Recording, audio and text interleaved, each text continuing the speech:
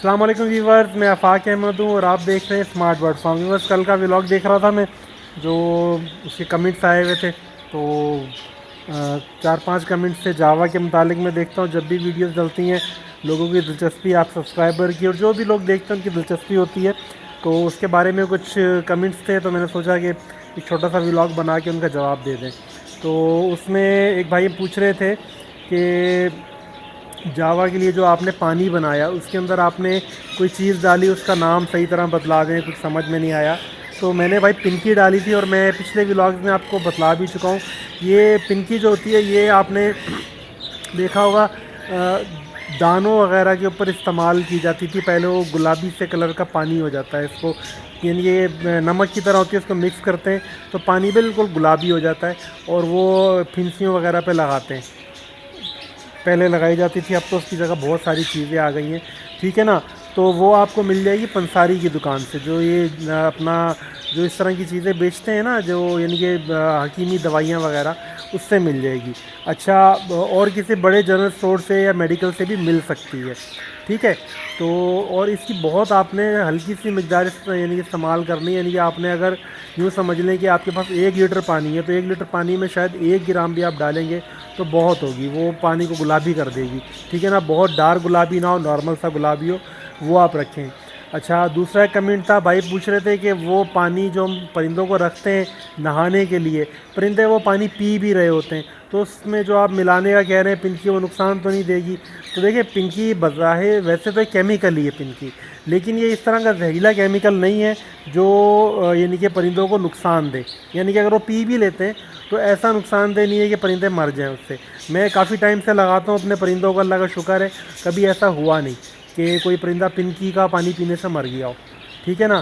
اچھا، ابھی جیسے گرمیاں چل رہی ہیں تو کوشش کریں آپ جہاں پہ جن علاقوں میں گرمی زیادہ ہے آپ 2 ٹائم بھی پانی لگائیں، کیونکہ میں نے بتایا تھا یہ جو اپنے ولاگ میں بھی کہ جو ہمارے یہ والے برڈز ہیں نا، یعنی کہ اپنا فنچ اور جاوا، یہ نہانے کے بڑا شوق ہوتا ہے ان کو بہت، یعنی کہ آپ پانی رکھیں گے فوری طور پہ آ جائیں گے۔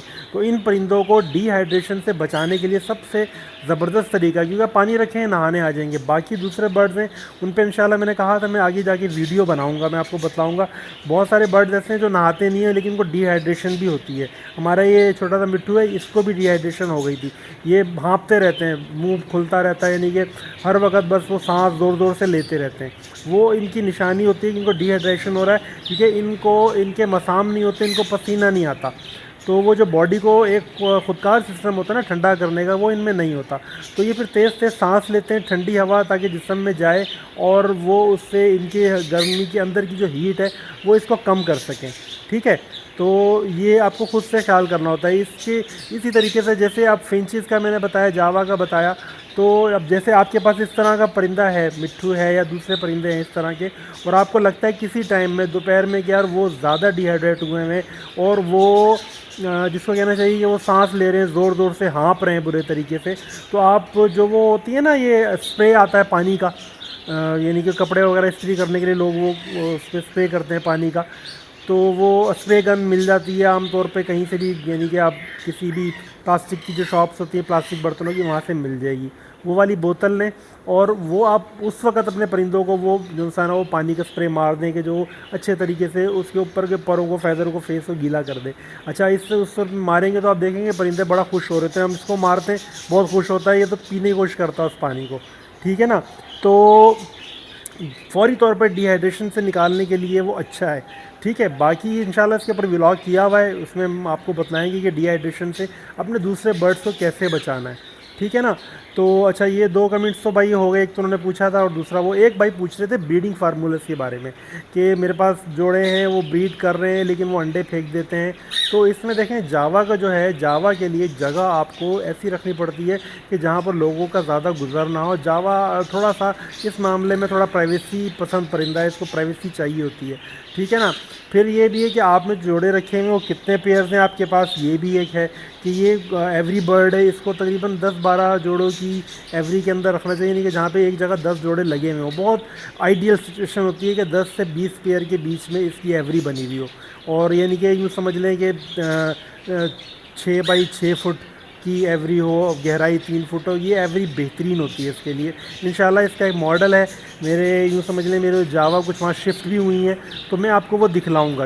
وہ جب میں ایک ولاگ کروں گا میں آپ کو دکھاؤں گا. انہوں نے بڑی, میرا بھانجا ہے اس نے بہت اچھی ایوری بنائی ہے جاوا کے اعتبار سے, سن لائٹ کو حساب یعنی کہ یوں سمجھ لیں کہ ایک طرح سے اس کو ذہن میں رکھتے ہوئے اور اس کا ایوری کے سائز کو ذہن میں رکھتے ہوئے بہت اچھی ایوری بنائی ہے جاوا کے اعتبار سے.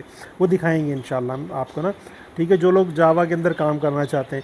اچھا اس کے علاوہ جو بریڈنگ فارمولے کا, تو بھائی ابھی تو دیکھیں بریڈنگ کا ابھی سیزن نہیں ہے. ابھی ان دنوں میں بریڈنگ آپ لیں گے بھی تو جو آپ نے بتایا کہ ایک بچہ نکلا تھا وہ مر گیا, تو یہ ان دنوں میں یہ مسئلہ ہوتا ہے. آپ ان دنوں میں بریڈ لیں گے تو بچے وہ یوں سمجھ لیں کہ گرمی کی وجہ سے بچے مرتے ہیں. پھر یہ ہوتا ہے کہ پرندہ زیادہ وہی گرمی کی وجہ سے افیکٹ ہو رہا ہوتا ہے, تو وہ بچوں کو صحیح طریقے سے فیڈ نہیں کروا پاتا, وہ زیادہ دانہ نہیں کھلا پاتا, تو وہ اس وجہ سے بھی بچے مرتے ہیں. اچھا ایک چیز کا اور بھی خیال رکھیں, چھوٹی ایوریز کا ایک یہ فائدہ ہوتا ہے, اگر آپ کے پاس بڑی جگہ بھی ہے تو آپ یہ کوشش کریں کہ ان کی مٹکیاں جو سی وہ نیچی لگانی ہے آپ نے, ان کو دانہ اٹھانے میں اور مٹکی میں واپس جانے میں زیادہ وقت نہ لگے.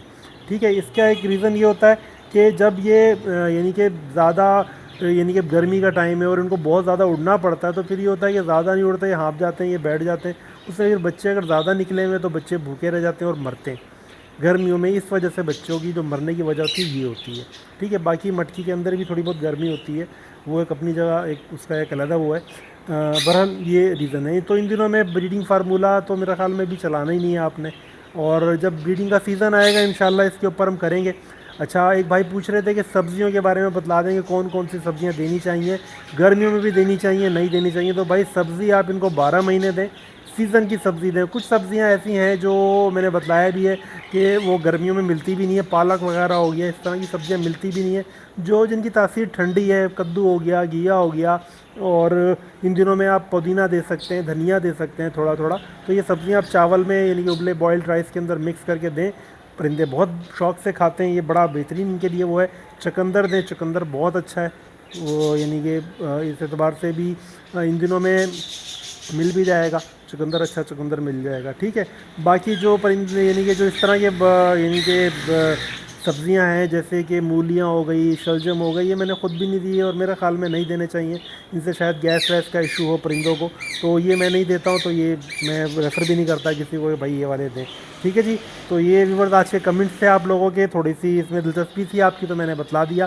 اور بھی اگر آپ کو جاوا کے متعلق کوئی انفارمیشن چاہیے تو آپ کمنٹ باکس میں مجھ سے پوچھ سکتے ہیں. میرے بہت ساری ویڈیوز میں نے بنائی ہوئی ہیں, لیکن یہ آپ دوبارہ پوچھتے ہیں تو میں دوبارہ بنا دیتا ہوں. ٹھیک ہے, تو جو لوگ بھائی نئے دیکھ رہے ہیں میرے چینل پر آئے ہیں ان کو ریکویسٹ ہے کہ وہ چینل کو سبسکرائب کر لیں اور بیل نوٹیفیکیشن کو آن کر دیں تاکہ آپ کو ایسی ویڈیوز ملتی رہیں.